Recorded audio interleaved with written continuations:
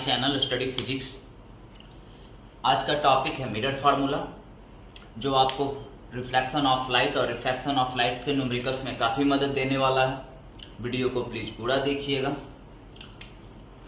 अब देखिए, सवाल ये है सबसे फर्स्ट कि जिस चीज़ को आप पढ़ने जा रहे हो मिरर फार्मूला, पहला क्वेश्चन यहाँ पे ये राइज होता है कि ये है क्या। What do you mean by mirror formula?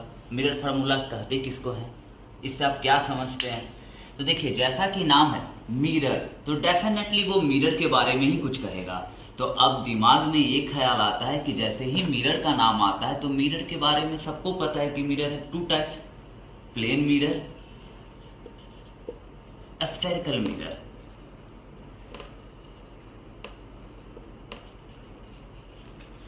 Plane के बारे में आप ये देख लीजिए, ये प्लेन मिरर है। और spherical mirror also two types, concave and convex. This one is concave and this one is convex. Concave कहने का मतलब है कि आउटर सरफेस कोटिंग है, इनर सरफेस रिफ्लेक्टिंग है। यहाँ पर आउटर रिफ्लेक्टिंग है, इनर कोटिंग है। तो अब देखिए, मिरर जहाँ कोई भी आदमी बोलता है ना, तो माइंड में ये सारे ख्याल आ जाते हैं बच्चों के कि प्लेन मिरर भी है, कॉनकेव मिरर भी है, कॉन्वेक्स मिरर भी है। तो अब सोचने वाली बात है कि भाई फार्मूला क्या करेगा, किस चीज़ को बताने आया है फार्मूला। तो आप ये अच्छी तरीके से जानते हैं कि मिरर में आप रे डायग्राम ऑब्जेक्ट का डिफरेंट डिफरेंट कंडीशन में इमेज रखे हैं, पोजीशन बनाए होंगे। जैसे ये पोल है, एफ है, सी है। आप ऑब्जेक्ट को कभी यहाँ रखते हैं, कभी यहाँ पे रखते हैं, कभी एफ पे रखते हैं। अलग अलग जगह पर आप ऑब्जेक्ट को रखते हैं और डिफरेंट डिफरेंट प्लेसेज पर आपके ऑब्जेक्ट के इमेज बनते हैं। पर ये नहीं पता चलता है कि ऑब्जेक्ट कितनी दूर है, इमेज कितनी दूर बनेगा, कैसा बनेगा। इन्हीं सारी बातों को आपको बताने के लिए आया है मिरर फार्मूला। तो अभी भी सवाल है एग्जैक्टली कि है क्या, what is this.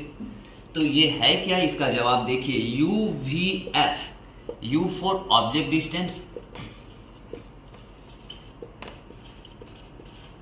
We for image distance,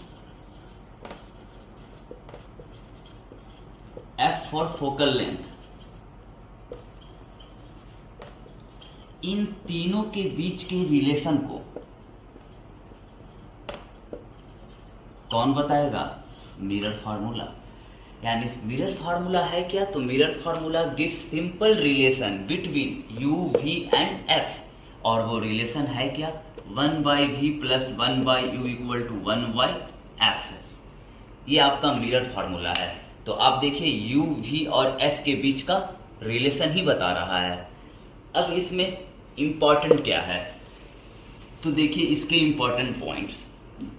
जब भी मिरर फार्मूला का ख्याल आता है तो सीधा सीधी बच्चे 1/v plus 1/u equal to 1/f लिखते हैं।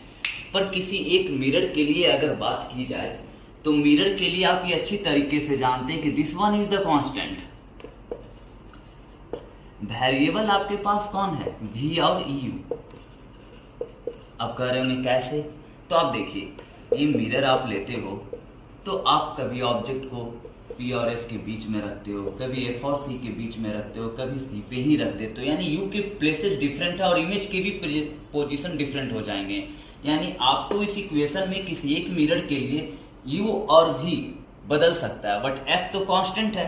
तो यानी अगर आपके पास U है तो V निकाल लोगे, V है तो U निकाल लोगे। यानी ऑब्जेक्ट डिस्टेंस और इमेज डिस्टेंस का खासा रिलेशंस वो बताएगा। मिरर फार्मूला सिर्फ पोजीशन ही नहीं बता रहा है, पोजीशन के साथ साथ अगर मान लीजिए कि इफ यू नॉट, तो जब ये भी बताएगा तो पोजीशन ही के साथ साथ वो नेचर ऑफ इमेज भी बनाएगा।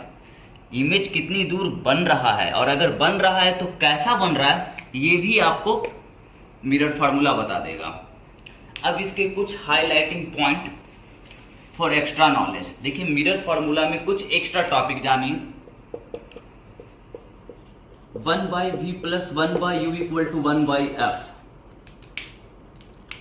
अब बात हम कर रहे हैं प्लेन मिरर की।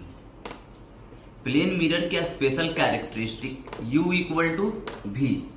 ऑब्जेक्ट डिस्टेंस और इमेज डिस्टेंस क्या होता है? इक्वल होता है। जितनी दूरी पर आप ऑब्जेक्ट को रखते हो उतनी ही दूरी पर ये इमेज बनाता है। पर जब हम साइन कन्वेंशन को यूज करेंगे तो that should be here minus.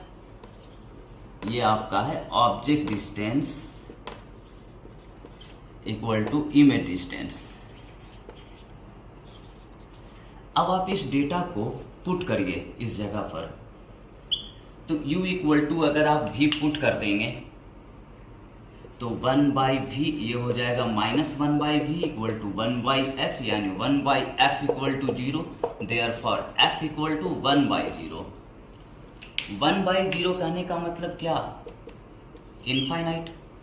यानी इससे ये बात क्लियर हो गई कि प्लेन मिरर का जो फोकल लेंथ होता है वो क्या होता है, इनफाइनाइट। और फोकल लेंथ अगर इनफाइनाइट है तो रेडियस ऑफ कर्वेचर भी क्या है, infinite. This is the highlight point. Focal length of plane mirror is also infinite, radius of curvature is also infinite. Thank you.